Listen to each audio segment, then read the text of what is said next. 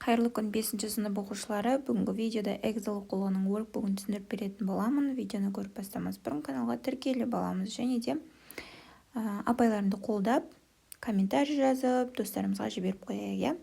Ендеше сабақты бастаймыз. Exercise 1. Look at the pictures. Суреттерге қара деді. Complete with the name of the job деді. Яғни бізде A тапсырмасында біріншісінде ол доктор екен, дәрігер, яғни доктор. Екіншісінде ол бізде бақшашы, яғни gardener.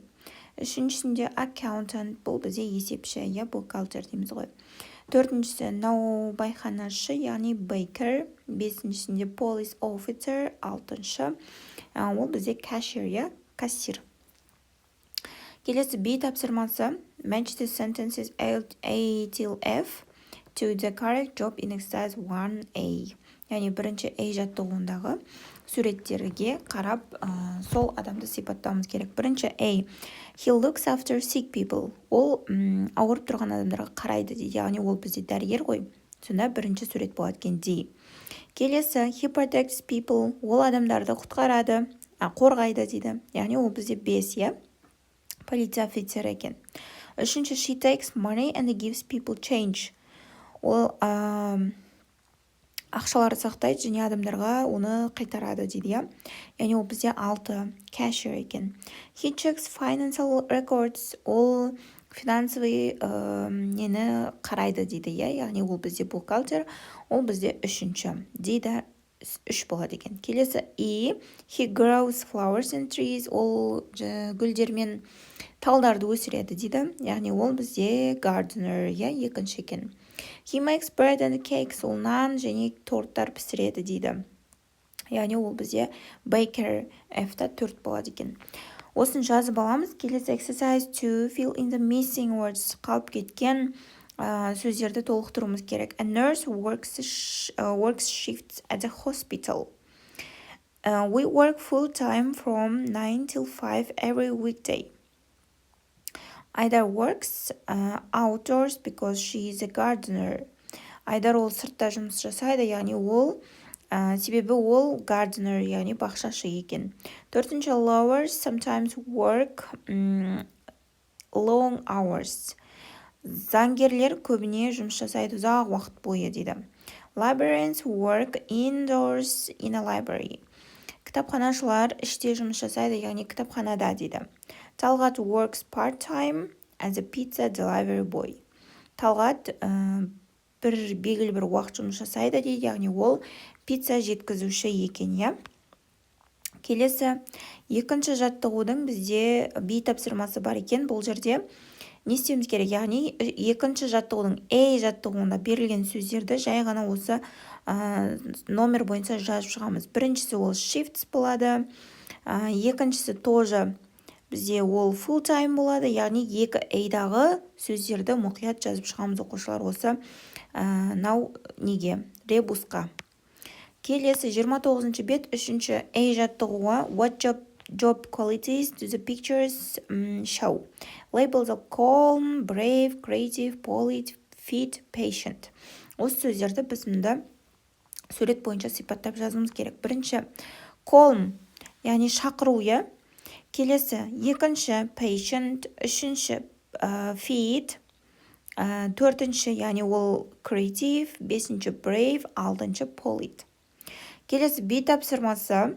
Use the words from exercise 3A to complete the sentences. Яғни біз 3-ші A жаттығуында жазған сөздерді сәйкестендіріп мұнда жазуымыз керек. Doctors need to be calm in an emergency. 2-ші artists need to be, яғни бұл жерде to be creative because they have to think of new ideas.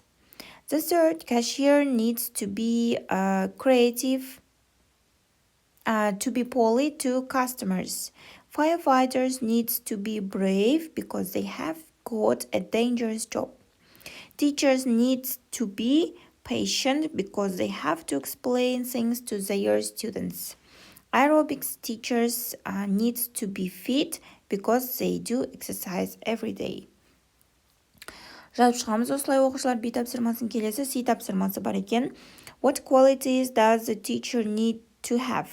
яғни мұғалімдер қандай болу керек дейді. Teachers need to be hard working and creative. Мұғалімдер hard working деген қатты жұмыс жасау, яғни беріліп жұмыс жасау, сондай болу керек және креативный болу керек дейді. Because they have to think of new ideas for their lessons. Себебі олар өздерінің сабақтарына өте көптеген жаңа идеялар ойлау керек дейді. They also need to be calm and patient because they have to explain things to their students. Және олар өте жақсы түсіндіре алу керек өзінің оқушыларына дейді. Осылай жазып шығамыз. Келесі 30-шы бет use of English subject or object pronoun. Яғни бұл жерде біз subject, pronoun және object pronoundарды үйренетін боламыз. Бірінші суретте, яғни ол балаларға біз he деп айтамыз. Олар деп екіншісінде they деп айтамыз. Үшіншісінде жануарлар мен заттарға біз it деп айтамыз. Төртіншісі she болады. Бесіншісі flowers, яғни олар they болады. Алтыншысы it болады. Жетіншісі they болады. Сегізіншісі тоже they болады екен оқушылар. Келесі екінші тапсырма exercise 2 fill in the correct object pronoun. Енді біз object pronoundарды қойымыз керек, яғни тәуелдік есімдіктерін. Tom is a nice boy. Том өте жақсы бала дейді. Let's talk to him. Давай онымен әңгімелесек дейді. Екінші I've got a red pencil. Менде қызыл карандаш бар дейді, ручка бар дейді. But I can't find, бірақ мен таппай жатырмын, яғни оны дейміз, заттарды. Ол бізде it болады. Үшінші we can't catch the bus to the basketball game. Біз баскетбол ойынына автобустан қалып қойдық дейді. Can your dad drive us there? Сенің әкең ол жерге бізді апара алады ма дейді. Dana is beautiful. Дана ол әдемі дейді. Look at, яғни қарашы. Данаға, яғни оған деп біз her деп айтамыз. Арман and Серік are in grade 6. Арман мен Серік 6-шы сыныпта оқиды. Let's ask them about our homework. Давай сұрайық, яғни олардан, Арман мен Серіктен, about our home. Олардан дегеніміз them болады екен оқушылар. Келесі үшінші жаттығу read the text and choose a correct subject or object pronoun. Бұл жерде subject немесе object pronouндарды ажыратып жазуымыз керек. Бірінші, my name is Anju and I am 10 years old. Менің есімім Анju және мен 10 жастамын дейді.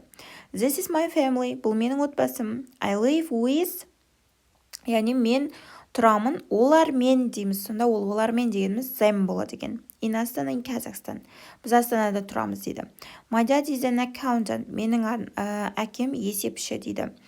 He works long hours. Ол көп уақыт бойы жұмыс жасайды. So I only see him in the evenings. Және мен оны көремін, him болады оны азанда, кешке. My mom works part-time. She is an English teacher. Ол ағылшын мұғалімі.